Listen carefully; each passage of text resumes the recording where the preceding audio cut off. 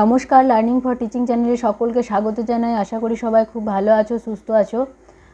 আজকে আমি আবারও একটা মাইক্রো লেসন প্ল্যান নিয়ে চলে এসেছি, যেটা আমরা লেসন প্ল্যান আকারে কিভাবে লিখতে হয় সেটাও দেখব, এবং তার পাশাপাশি আমরা কিন্তু ক্লাসটাকে পরিচালনা কিভাবে করতে হয় লেসন প্ল্যান অনুযায়ী সেই জিনিসটাও শিখব।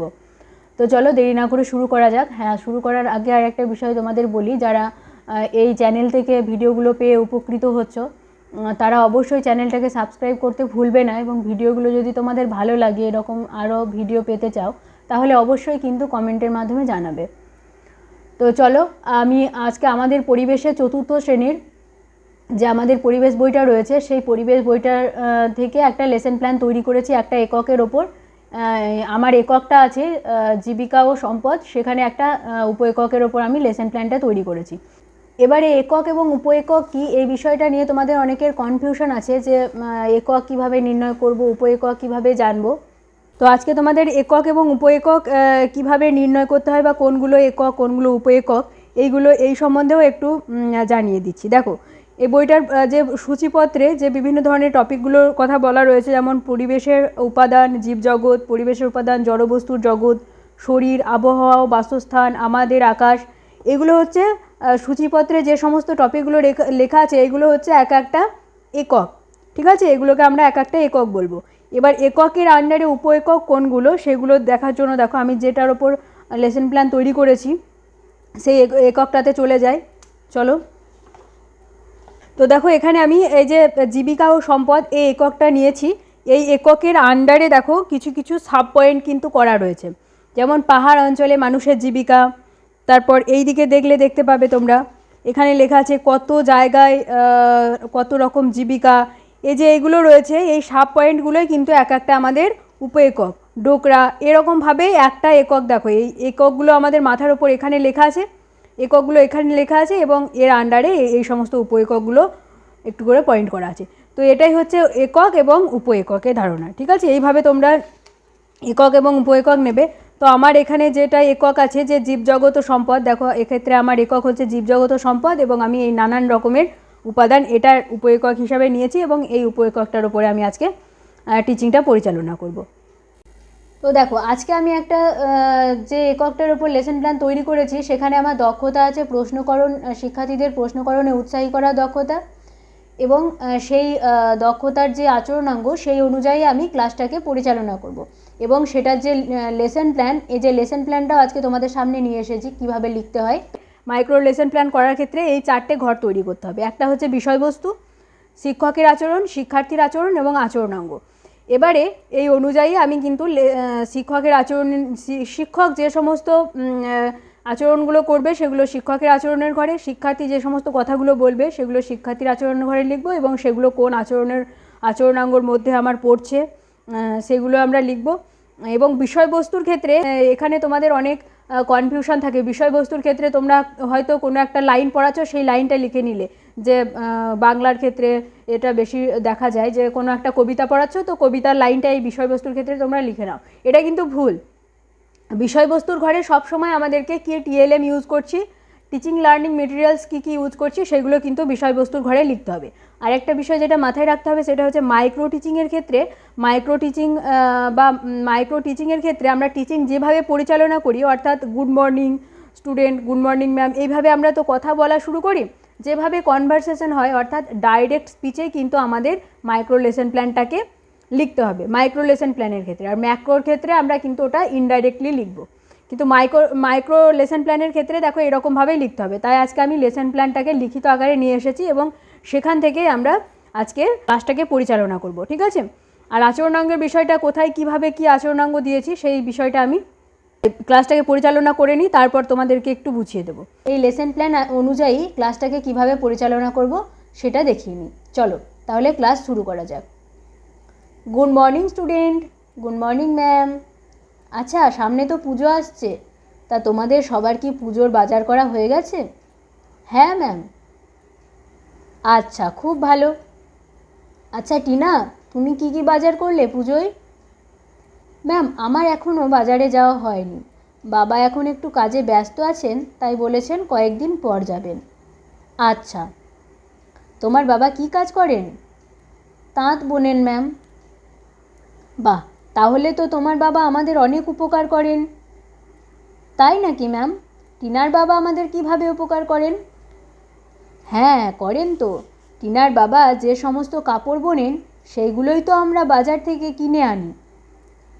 কিন্তু ম্যাম, আমার বাবা যে সমস্ত কাপড়গুলো বোনেন সেগুলোতে তো কোনো রং বা নকশা করা থাকে না। আর বাজার থেকে যে সমস্ত কাপড়গুলো কিনি সেইগুলোতে তো সুন্দর করে রং ও নকশা করা থাকে। বাহ, খুব ভালো প্রশ্ন করেছো। জানো তো, টিনার বাবার মতো আরও কিছু মানুষ আছেন যারা ওই কাপড়গুলো রং ও নকশা করে আমাদের সাহায্য করেন। আচ্ছা ম্যাম, তাহলে চলো আজকে আমরা এমনই কিছু মানুষের কথা জেনে নিই যারা বিভিন্নভাবে আমাদের সাহায্য করেন। হ্যাঁ ম্যাম, খুব ভালো হবে। আচ্ছা, এই ছবিটা দেখো তো, এখানে কিসের ছবি দেখতে পাচ্ছ? ম্যাম, এটা তো একটা মিষ্টির দোকানের ছবি। এখানে একজন ময়রা ছানা দিয়ে মিষ্টি বানাচ্ছেন। একদম ঠিক বলেছ। তাহলে এবার বলো তো, আমরা যে মিষ্টি খাচ্ছি সেখানে কারা কারা আমাদের সাহায্য করছেন? ম্যাম, যিনি মিষ্টি বানাচ্ছেন অর্থাৎ ময়রা সাহায্য করছেন। একদম ঠিক বলেছ। আর কে কে সাহায্য করছেন? ম্যাম, যিনি মিষ্টি তৈরির জন্য ছানার যোগান দিচ্ছেন তিনিও তো সাহায্য করছেন। বাহ, খুব ভালো বলেছ। আচ্ছা ম্যাম, আমার বাবা তো ছানা তৈরির জন্য যে দুধের প্রয়োজন তার যোগান দেন, তাহলে কি আমার বাবাও মিষ্টি তৈরিতে সাহায্য করছেন? একদম ঠিক বলেছ, তোমার বাবাও তাহলে আমাদের সাহায্য করছেন। ম্যাম, আমার কাকু মাছ ধরেন আর আমার দাদা সেগুলো বাজারে বিক্রি করে বাজারে মাছের যোগান দেয়, তাহলে কি তারাও আমাদের উপকার করেন? হ্যাঁ, তারাও আমাদের সাহায্য করছেন। আচ্ছা ম্যাম, আমরা যে বিস্কুট পাউরুটি এইগুলো খাই, এগুলো তৈরিতে তাহলে আমাদের কারা সাহায্য করেন? বাহ, খুব ভালো প্রশ্ন করেছো। আচ্ছা, তোমাদের মধ্যে কি এরকম কেউ আছো যাদের বাবা চাষবাস করেন? হ্যাঁ ম্যাম, আমার বাবা চাষ করেন। ম্যাম, আমার বাবাও চাষ করেন। আচ্ছা, কি কি চাষ করেন? ম্যাম, ধান, গম, ডাল ইত্যাদি চাষ করেন। আচ্ছা, এই যে তোমরা বললে গম চাষ করেন, এই গম থেকে কি হয় জানো? হ্যাঁ ম্যাম, ময়দা হয়। একদম ঠিক বলেছ। আর এই ময়দা থেকেই তৈরি হয় বিস্কুট পাউরুটি এইগুলো। তাহলে এইগুলো তৈরিতে কারা সাহায্য করছেন বুঝতে পারলে? হ্যাঁ ম্যাম, চাষিরা সাহায্য করছেন। একদম ঠিক বলেছ। তাহলে আমরা কি জানলাম আজকে? আমাদের যে সমাজের বিভিন্ন ধরনের মানুষ আছে তারা কিন্তু আমরা যে সমস্ত নিত্য প্রয়োজনীয় জিনিসগুলো ব্যবহার করছি সেইগুলো তৈরিতে সাহায্য করছেন। যেমন কেউ আমাদের মিষ্টি যোগান দিচ্ছেন, কেউ জামা কাপড়ের যোগান দিচ্ছেন, কেউ বা আমাদের যে বাজারে মাছের প্রয়োজন সেই মাছের যোগান দিচ্ছেন। এইভাবে আমাদের বিভিন্ন মানুষ বিভিন্নভাবে সাহায্য করেন। হ্যাঁ ম্যাম। ঠিক আছে, আজকের ক্লাস তাহলে এই পর্যন্তই। আগামী দিন আমরা আবার অন্য বিষয় নিয়ে আলোচনা করব। ঠিক আছে ম্যাম, ধন্যবাদ ম্যাম। এই ছিল আমার লেসন প্ল্যানটা, এবং আমি আগেই বলেছি যে আমাদের মাইক্রো স্কিলের ক্ষেত্রে আমাদের ডাইরেক্ট স্পিচেই কিন্তু পুরো লেসন প্ল্যানটা লেখা হবে এবং সেই অনুযায়ী এখানে লেখা হলো, সেটা তোমরা দেখেছো। এবারে আসি আচরণাঙ্গগুলো একটু বলে দিই তোমাদের। দেখো, এখানে একটা প্রশ্ন শিক্ষার্থীরা করেছে, তাই নাকি ম্যাম টিনার বাবা আমাদের কিভাবে উপকার করেন? এটা হচ্ছে শিক্ষার্থীদের দ্বারা প্রশ্নকরণ। এখানে কিন্তু ফার্স্ট শিক্ষার্থীরা আমি যে কথাটা বলছি সেই কথার ভিত্তিতে তাদের একটা আগ্রহ হলো যে টিনার বাবা যে তাঁত বোনেন তাহলে আমাদের কিভাবে উপকার হয় বা তিনি আমাদের কিভাবে সাহায্য করেন। তাহলে কি হলো, তাদের মনে একটা আগ্রহ সৃষ্টি হলো। প্রশ্নকরণ দক্ষতায় আমাদের প্রথম কাজই হচ্ছে যে তাদের মনে আগ্রহ সৃষ্টি করা, জোর করে তাদেরকে দিয়ে প্রশ্ন করানো নয়, বা ক্লাসের মধ্যে গিয়ে তোমাদের মনে কি প্রশ্নটা আছে বিষয়বস্তু সম্পর্কে সেটা আমাদেরকে জানাতে পারো বা আমাকে জিজ্ঞেস করতে পারো, এরকম বলা নয়। তাদের মধ্যে এমন কথা একটা বলা যেটা বিষয় রিলেটেড কথা, সেটার থেকে যেন তাদের মনে একটা আগ্রহের সৃষ্টি হয়। তাহলে কি হলো, এখানে একটা আগ্রহের সৃষ্টি হলো এবং তারা হচ্ছে তোমাকে প্রশ্ন করলো। এটা হচ্ছে শিক্ষার্থীদের দ্বারা প্রশ্নকরণ।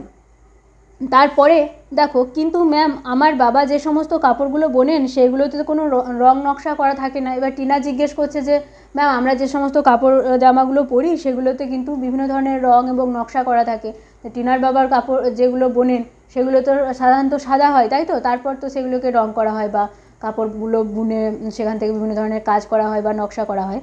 তাহলে সে সেটা জানে না, তার জন্য জিজ্ঞেস করছে, ম্যাম সেগুলোতে তো রং টং করা থাকে না, তাহলে আমার বাবা যে সমস্ত কাপড়গুলো বুনছেন সেগুলো কীভাবে আমরা পরছি? তাহলে এটা কি হচ্ছে, এটা হচ্ছে একটা খুব একটা সুন্দর নমনীয় প্রশ্ন, অত্যন্ত সাধারণ একটা প্রশ্ন, তাই তো? তার জন্য আমরা এই ধরনের প্রশ্নগুলোকে কি বলবো, প্রশ্নকরণের নমনীয়তা। এখানে আচরণাঙ্গটা একটু লিখে নাও।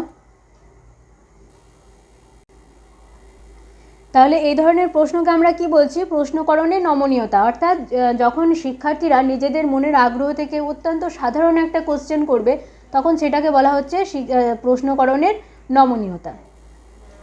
তারপরে দেখো প্রশ্নকরণের পরিমিতি বোধ। এখানে শিক্ষার্থীরা কি করছে, আচ্ছা ম্যাম আমার বাবা তো তাহলে ছানা তৈরির জন্য দুধের যোগান দেন, তাহলে আমার বাবাও কি মিষ্টি তৈরিতে সাহায্য করছেন, এরকম একটা প্রশ্ন করছে। অর্থাৎ পরিমিতি বোধ বলতে কি, যে প্রশ্নটা আমাকে কি মানে বিষয় রিলেটেড করতে হবে এবং কত দূর পর্যন্ত প্রশ্নটা আমি করতে পারি।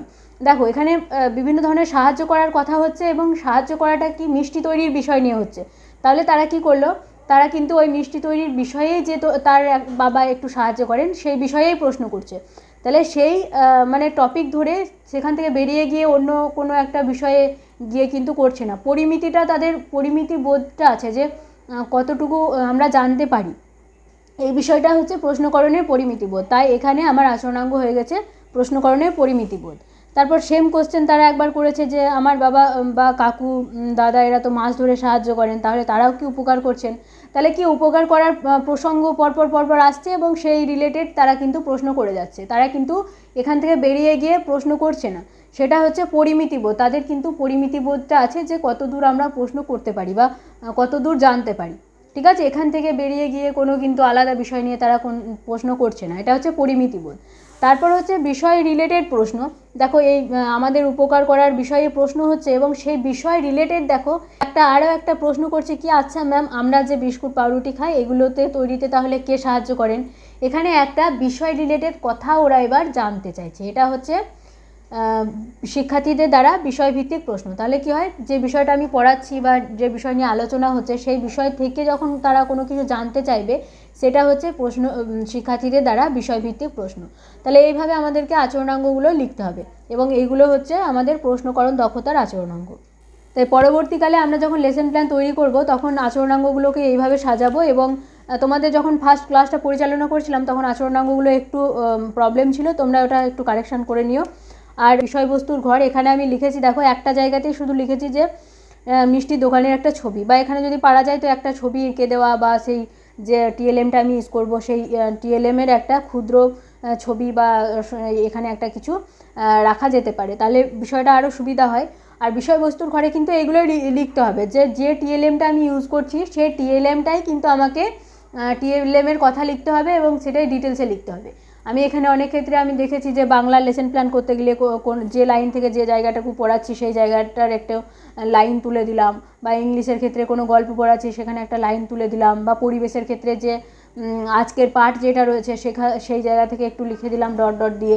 এরকম কিন্তু নয়, বিষয়বস্তুর ঘরে আমাদেরকে টিএলএম লিখতে হবে, টিএলএমে কী ইউজ করছি সেটা লিখতে হবে। তাহলে আশা করি বিষয়টা তোমরা বুঝতে পেরেছো। যদি তোমাদের ভালো লাগে আবারও বলছি লাইক করতে কিন্তু ভুলো না, এবং এরকম নিত্য নতুন ভিডিও পেতে তোমরা কিন্তু চ্যানেলটা সাবস্ক্রাইব করতে পারো। এবং তোমাদের যদি কোনো টপিকের ওপর লেসন প্ল্যান তৈরি করতে প্রবলেম থাকে, কোনো স্কিল বুঝতে প্রবলেম থাকে, তাহলে আমাকে জানাতে পারো, বা যে টপিকের ওপর লেসন প্ল্যান তৈরি করতে অসুবিধা হচ্ছে সেই টপিকটা আমাকে বলতে পারো, আমি সেই টপিকের ওপর লেসন প্ল্যান দেওয়ার চেষ্টা করব। তো চলো আজকের ভিডিও এই পর্যন্ত, দেখা হচ্ছে আবার অন্য কোনো ভিডিওতে অন্য কোনো নতুন লেসন প্ল্যান বা টিচিংয়ের ভিডিও নিয়ে। এবং সেই পাশাপাশি তোমাদের কিন্তু টেটেরও ক্লাস চলছে, সেগুলো কিন্তু চ্যানেলে একটু দেখে নিও।